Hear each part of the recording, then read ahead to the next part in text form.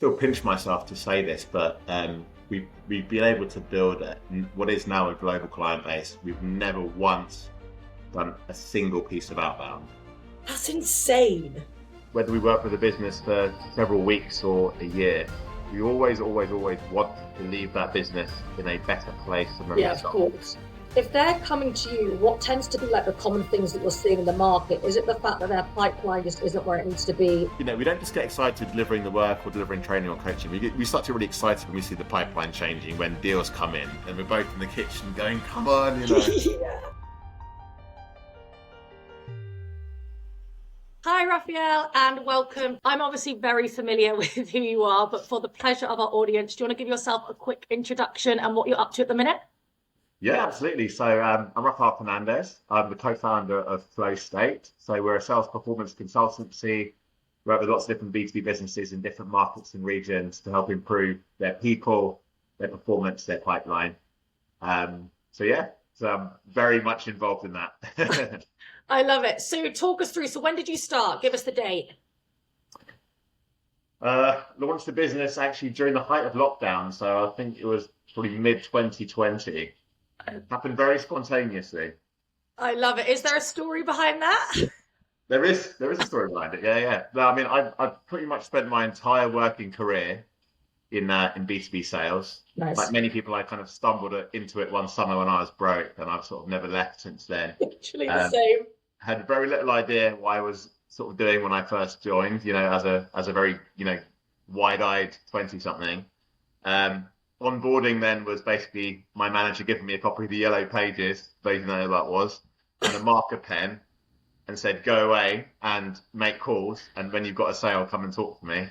And that was basically it. So I was kind of in the deep end, but I started to quickly look around me and kind of observe what others were doing, and I started to kind of fall in love with sales. And I've been in sales for the last, as I said, probably a couple of decades now, working in new business, account management. I got promoted into management really early in my career. Yeah.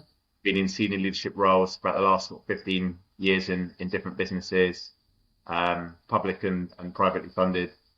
And the story behind Flow State is that just before COVID, I'd left a really stable job to go and join a scale-up business in a senior leadership role. Wow. And within a few days almost of joining, I sat with the founders and told them that the pipeline was completely fictitious and that we needed to really start knuckling down on deal health and these kinds of things. And the country slowly went into lockdown. That was mental. And the pipeline basically shrank, and I was furloughed.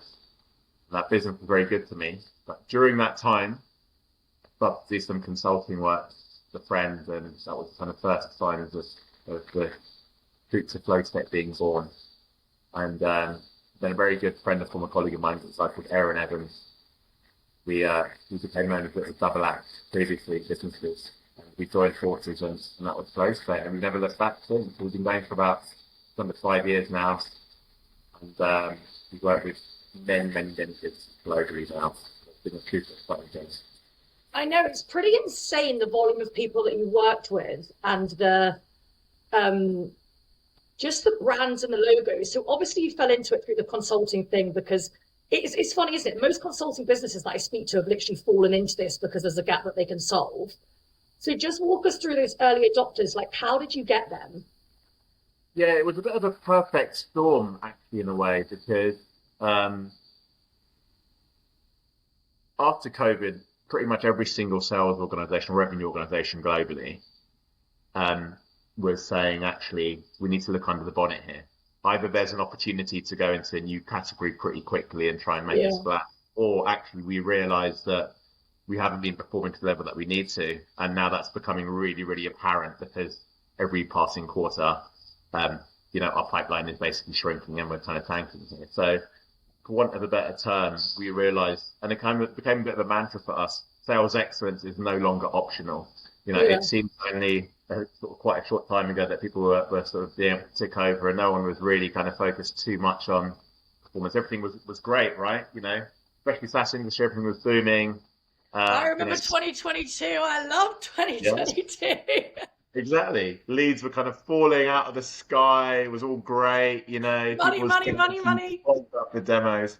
But it was a bit of a perfect storm for us because we realized, or many businesses realized sales excellence is no longer optional, right? Of course. Now, when you get under the bonnet of that, some of that is around skills, knowledge, and training. A lot of it is around coaching. A lot of it is around managers having the right kind of localized standards and practices to ensure there's a high level of performance. A lot of it was around really looking at pipeline and deal health. A lot of it was around qualification frameworks, and when you start to really unpack all of that and look at an organization and say, well, kind of where are we on this maturity curve, or, what are the areas that we're focused on here? Actually, many businesses, whether those were early stage startup or on that kind of scale journey, or actually really established businesses, there were gaps within their sales excellence programs. For sure. I'm super intrigued to understand like so many different things about this because I kind of want to understand how you actually get deep into the business, then also like the back end and like the upside and all that kind of stuff. But just before we jump into all of that, when you first started, was it just you built off like referrals, word of mouth, you were doing a really good job and it kind of like snowballed from there? Or did you actually have, because based on your career, obviously pipeline's been at the forefront, did you actually have like a predictable acquisition system that you could pull the lever on, like an outbound system or ads or anything like that? Or was it really just that organic kind of, oh, we're doing pretty good here, people like us and people are referring us? Yeah, good question. Still pinch myself to say this, but we've been able to build what is now a global client base. We've never once done a single piece of outbound. That's insane. Yeah, yeah, yeah, yeah. We And is both, it, yeah. sorry, go on. No, we've never done any outbound, and thankfully we haven't had to do that. Um, but yeah, to your point, myself and Aaron have both been, prior to the business, been very active on LinkedIn. Actually, in Awesome. previous markets and businesses that we were operating in, we've been active on LinkedIn because we were parts of those communities and sectors. Yeah, of And in through different lenses, we both became quite interested in just sharing our perspectives on the things course. that were happening without wanting an outcome, without doing it as a lead generation exercise or anything like that. We were just active on LinkedIn within our communities. We're sharing knowledge, curating interesting points of view, and kind of getting involved in conversations.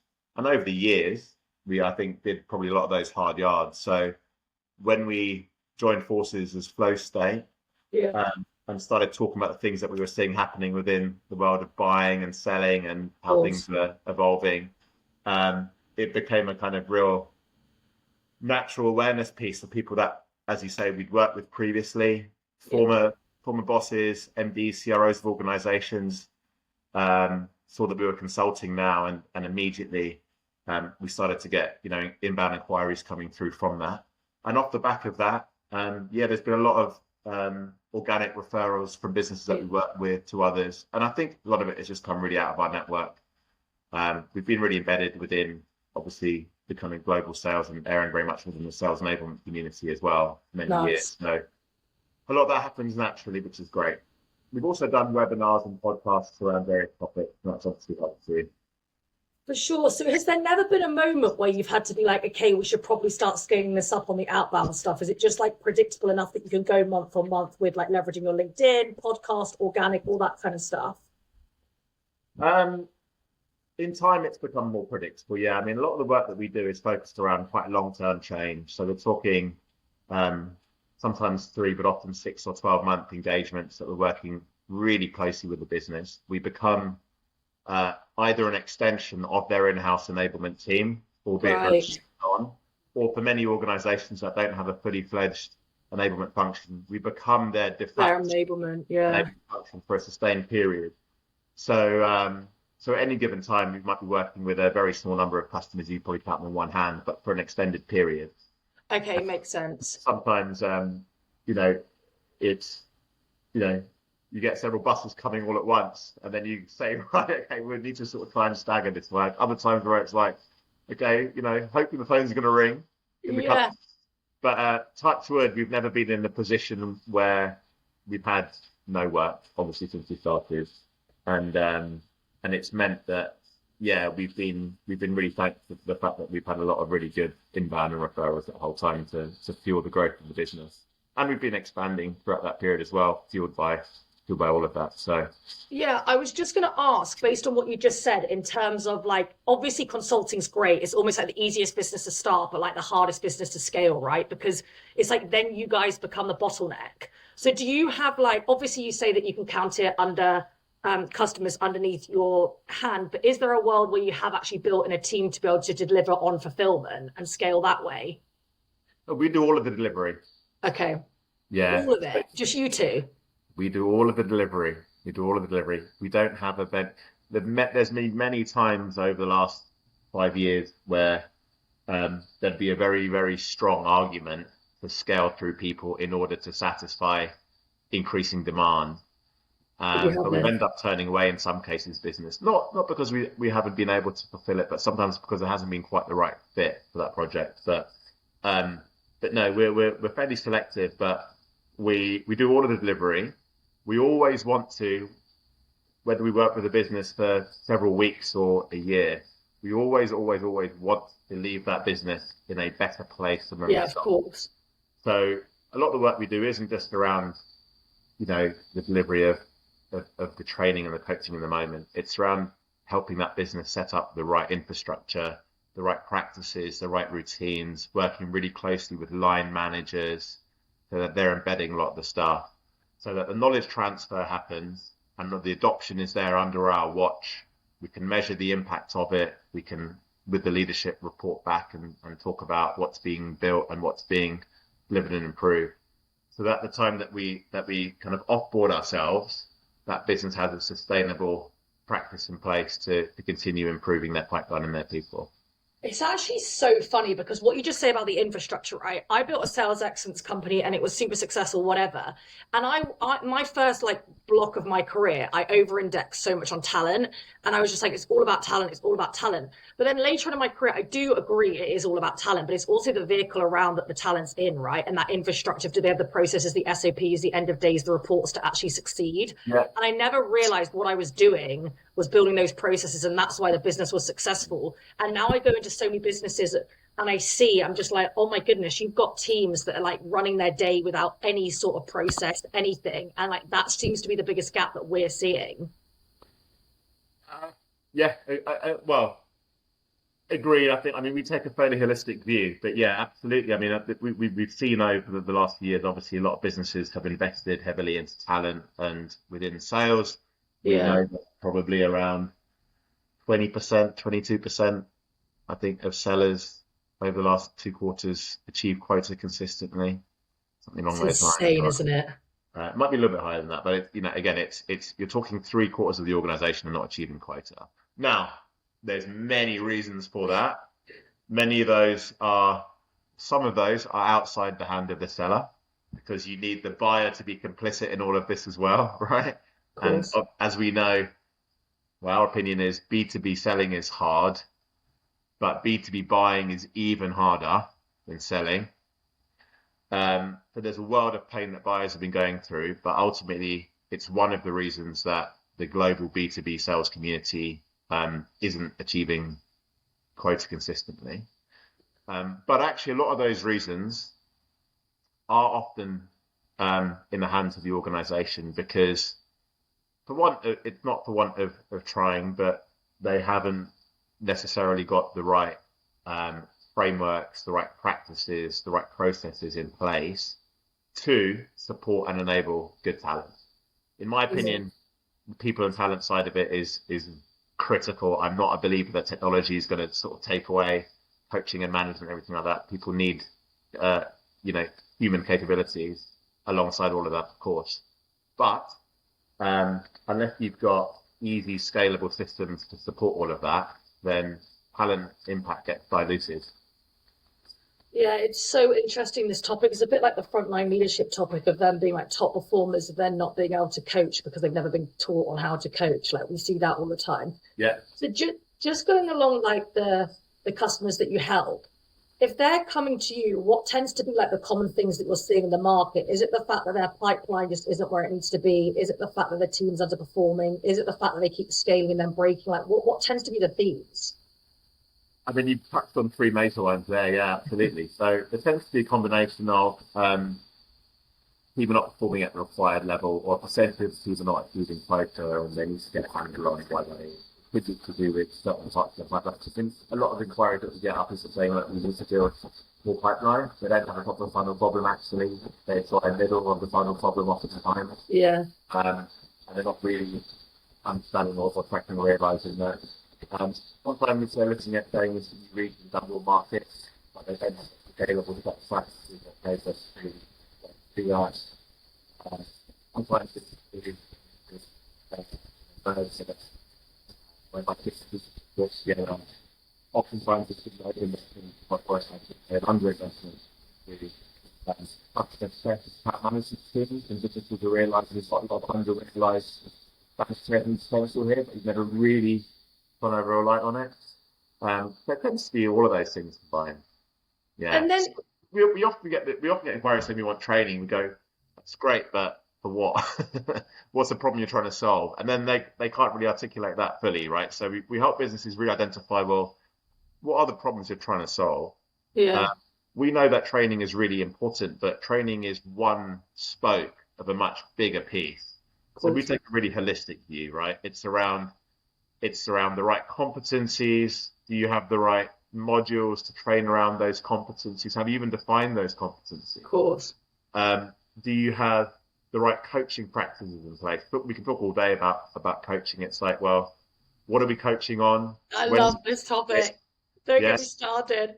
Are we prioritizing coaching? No, we're not. Okay, what are these other 37 things that keep getting in the way of coaching? You know, are your leaders aligned around those 37 things? They really need to be in your desk, do they? You know, how do we measure the impact of coaching? You know, all of these things combined. Do we have the right sales processes, the right account management and renewal processes in place? Do we have the right playbooks? You know, so we take a holistic view around those things. The temptation sometimes is, you know, for clients to want to kind of eat the elephant whole because there's so many things we've identified. But I think the thing that certainly we've learned over time is part of the skill is understanding where on the Rubik's Cube you kind of start. You know, you don't want to eat the elephant whole. You want to look at what's the kind of low-hanging fruit that's going to move the needle here in the kind of short and medium term. And once you start getting adoption, demonstrating those wins, you then earn the right to kind of look longer term. But the last bit I'll say on this is, you know, we get very, very forensic when it comes to pipeline. I mean, it should be really obvious, right? But people come and ask for training and it's like, that's great. But what we really care about is your live deals right now, right? Yeah. Gaps in your deals. The gaps in those deals, there'll be a common theme across the pipeline by different region or team. Of course. And each of those gaps in your deals correspond to certain sales techniques or skills or practices that are currently missing in the team. So how do we use a data-driven approach to apply the right training and coaching interventions that are going to move live deals in your pipeline and then help you drive longer-term performance?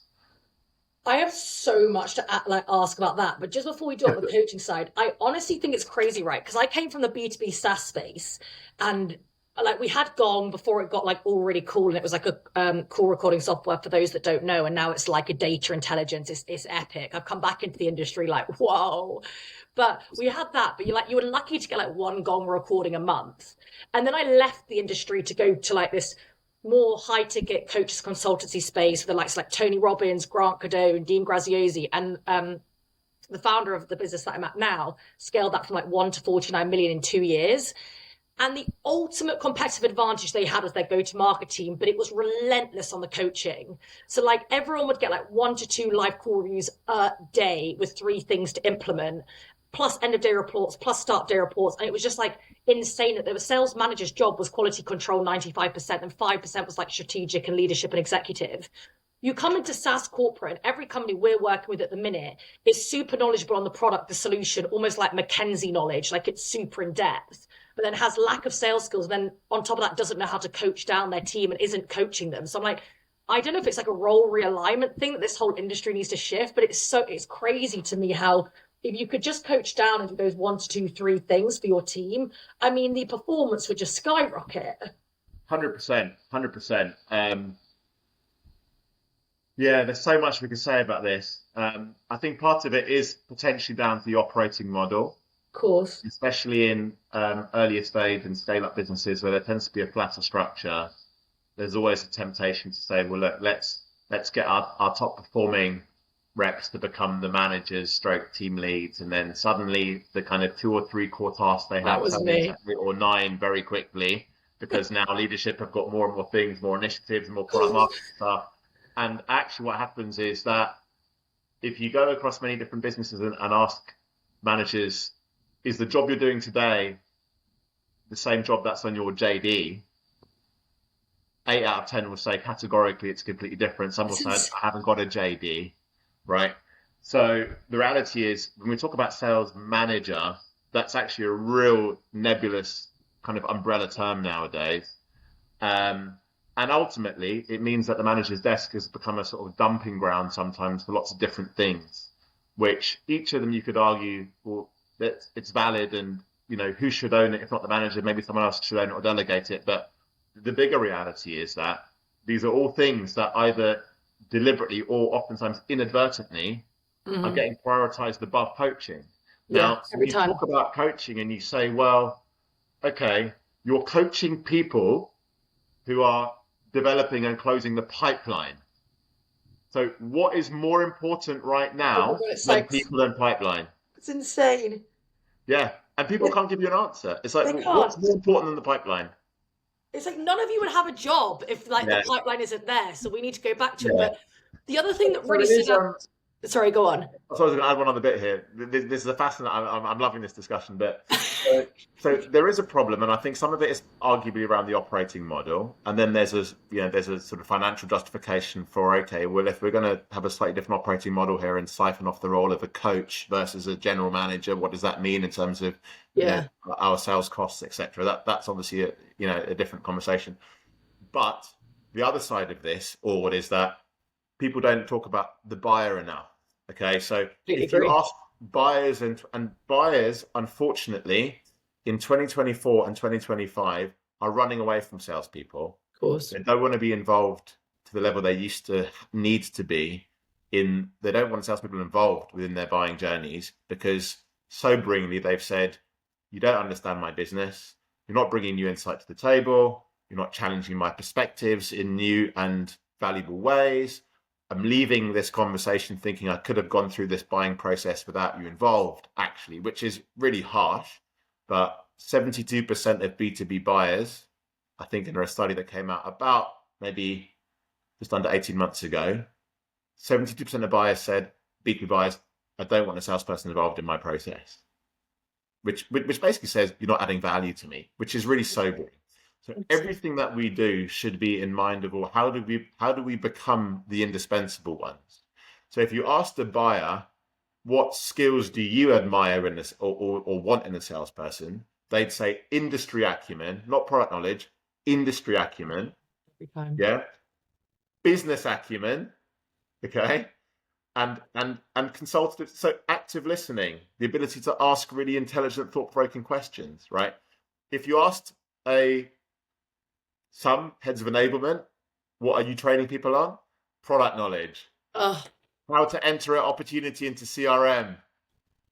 Our new packaging and pricing model, right? our tech stack. Us. So there's a discrepancy between the things that businesses are training their salespeople on and the things that buyers actually crave from salespeople. I honestly feel like in this industry, the way that we're going, the top 1% is going to stand out way more than it ever has with sales reps because like it's so obvious because like, and I always coach people on just like literally just like almost get them to sell to you like why haven't you done this or like all of these like quantifying of these questions, understanding their business, understanding their priorities, tying it to their business objectives, their business incentives, all of this stuff rather than just jumping on like a medic training on like I need to get X, Y, Z and just being like a robot and then presenting to them for 30 minutes on something that they haven't come on the call for. Yeah. It's hard because look, I mean, I was probably quite fortunate, although it was out of my control regardless, but I started my sales career when, well, back in the early 2000s, and there wasn't the level of fragmentation of channels that there is now, right? It's a different set of challenges, but I think, standing out from the noise now is absolute table stakes. It's a minimum requirement. Buyers have got a really switched on bullshit radar. So whether they say it or not, and they probably won't, within the first 2 or 3 minutes of meeting you, whether that's on a discovery call, whether it's a demo, whatever it is, within the first couple of minutes of meeting you, they're starting to form opinion around, are you actually someone that I can even afford to spend time with? Literally.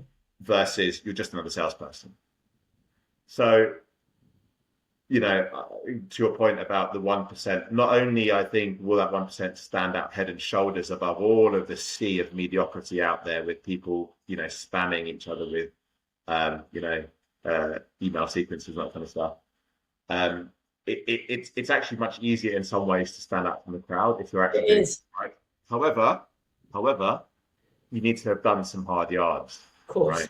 You need to have been willing to step out of the comfort zone and demonstrate some industry acumen, really learn about things happening in your sector, talk about trends, be willing to talk to someone who you perceive as being much more senior than you about how the cost of an action could impact their P&L. These are things that if you're early in your sales career could be quite confronting, and it's much easier just to go in your comfort zone and talk about your product. But buyers don't really give a shit about that. Just don't care. To come to them, So yeah.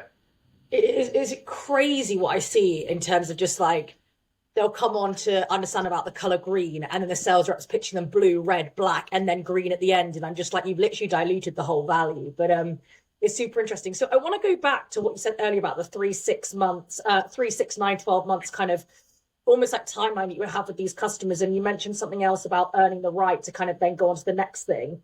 How does your business model work in the sense that are these just like one-off packages, and then you like hope that they upsell, or you hope that they re-sign, or are you all about getting new customers and actually like almost like leaving them as way better than they were, but then on to the next? Like, how do you kind of approach that as a pair?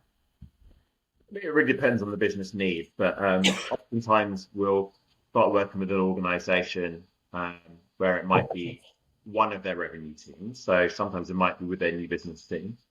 And then we might engage again with that client. They might engage us again at a later stage to say, actually, we'd like you now to start working with some of our account management, customer success teams, or we'd actually like to run our first-line managers through a management development program as well. Cool.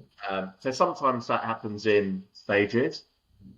Other times we might start working with all of those teams at the same time. So oftentimes we're doing global programs where we're working with new business, CS organization and managers across different regions.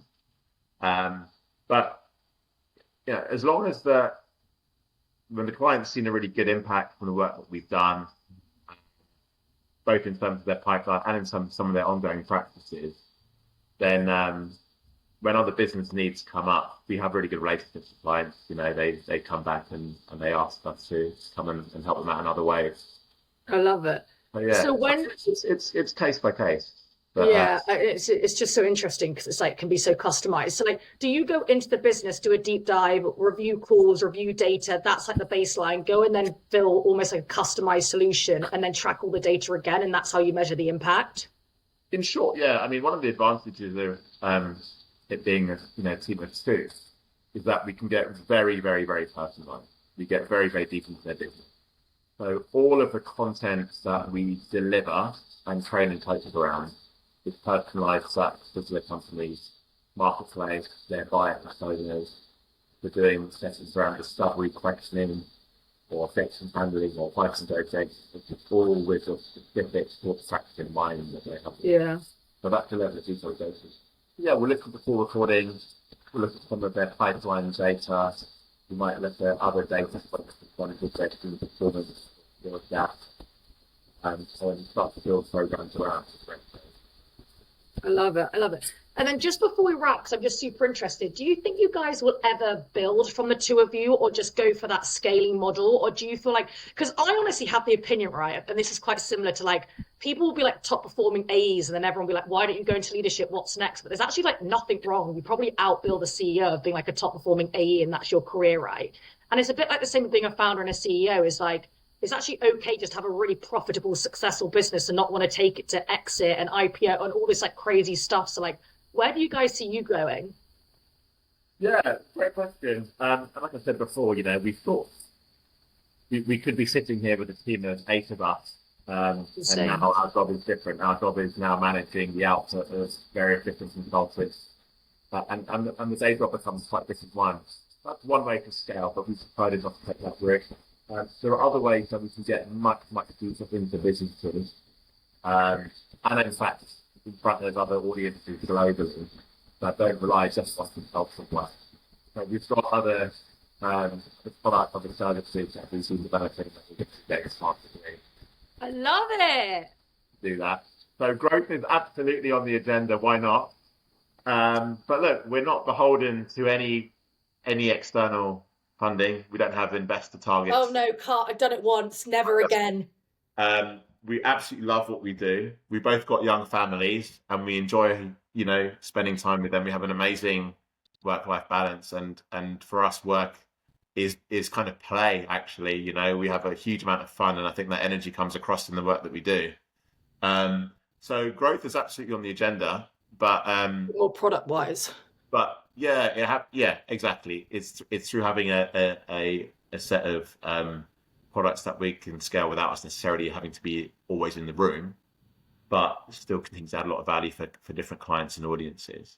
We also, alongside the consulting work and also alongside other product development that we're doing around things like digital products, um, is we are very fortunate to host webinars with a lot of industry luminaries. Nice. There's a huge amount of learning growth that we have and other potential opportunities that we have through through some of those avenues as well. So yeah, we've been growing, but we don't have as I said, we don't have strict targets that we need to hit by hook or by crook. Oh, We're kind of enjoying the ride and taking it for what it is. I actually love it. I love what you guys have done. I'm super passionate about like everything you believe in, what you're delivering on. It's super aligned. And I just love the fact that you haven't hired. I just think that's epic because it's super customized, it's super personalized. The clients get to work with the founders because the other thing that you run into, and then I promise we will wrap, but the other thing you run into is like you're on a sales call selling and they're almost like buying into you and they're buying into like your delivery and your personality and they're like, oh, I could really see you working with my team. And then the next thing they know, they've got an employee, which is fine. They're probably very talented and very experienced, but it's expectations then are like slightly starting off a bit disjointed. And you deal with all of that kind of stuff when it's such interpersonal relationships. Yeah, yeah, that's a part of it for sure. And I think because of some, between us, we've obviously got a lot of experience. We've both led divisions and Yes, teams epic. in lots of different verticals. So some of that is around people say, well, look, we want to have you, want to have your experience, right? I Not to know. say that there aren't others out there who have got fantastic experience, but I think some of it is to do with the experience, the expertise, and I think it's also what we realized really early on that gave us a huge amount of encouragement as well is that actually there are some elements of it which are completely unquantifiable, Of course. which is, I think, it sounds very corny, but Erin and I, we've been such good mates for such a long time. We've been former colleagues in Love it. 3 or 4 different businesses now. We've become very cliche, but we've become known as sort of some of a double act. So the energy that we both Anyway, get from our work and how we bounce off each other love is it. very sort of genuine, and I think our That'll clients come really love that. across. So when Yeah. they ask, is it going to be you guys delivering? We're like, yeah. They're like, okay, great, cool, because I we can want. see it now. I can see like CROs or like CEOs being like, but it is like you two that'll be working with directly, right? Yeah. Like I The problem is, well, I say the problem. Actually, it's a good problem, but we get really we like we don't just get excited delivering the work or delivering training or coaching. We start to get really excited when we see the pipeline changing, when deals come in. Like there've been so many times over the last 5 years where late at night we'll get a Slack message from one of our clients, a big deal's landed, and we're both in the kitchen going, "Come on," yeah. Um, I love it. So that's the kind of natural excitement that I don't think will ever die from us. And we never wanted to be a business when we launched FlowState, and when we realized this is something that's really scalable, where we're just there doing kind of consulting work, but we're kind of far from the action. You Oh, know, yeah, of course. we want to be. We say to clients, we will basically get as close to a pipeline as possible without literally being on a call to your customer. you know, and for some that's a bit like, whoa, okay. Yeah. Um, and it can be a bit confronting because we start to really shine a big light on stuff in a good way. But yeah, we love it. I've done some consulting before, just like around my career, and I actually did run a sales for their specific role, because I was just like, this team are great and they know everything about the industry, business acumen's like through the roof, but they just never been educated on sales and they're just like a bunch of RVPs. So I said, give me a deal cycle, 3 months, I will run it, record the whole thing, and then that's what we used as training. And it was actually worked really well, because it was almost like, oh, she actually has learned about a product, she actually can sell it, and she's actually done it, she's just not coming in. And I did Yeah. it for a friend's business and it worked perfectly. It was like a dream thing. So if I ever did that, I feel like actually if you ran just like a deal cycle, you probably know it that well, you could probably absolutely nail it. Yeah, I mean, we're involved in a bunch of deal cycles right now. So yeah. It's I great. I know. mean, I'd hate it if people said, no, don't get involved in fact, well, actually, just to be, really upfront, we say to clients, like, we're not here just to train and coach. We will get involved in deals. We'll get to know your people, get to know their strengths and weaknesses. We'll get to know your clients. We'll get to know Love your it. account plans. We'll get to know everything. We will be there to help you in these deals. And if clients like, we didn't want that, we just wanted a box ticking exercise for the year, Not fun. we're like, do you know what? Good luck with it, but we are not the right people for you. This is not the And right that project for us. and that's probably why you've been so successful, is qualifying people out, because everyone that you work with is your ICP, and people that you get that like serotonin and enjoyment out of, that it just then like snowballs. Like, it's just so classic. Serotonin, that's it. Yeah. I love it. Awesome. This has been epic. And thanks so much for staying on for another 5 minutes. But I love what you guys are doing. I'm excited to kind of see where you guys go and then see what this product is. Yeah. Thank you.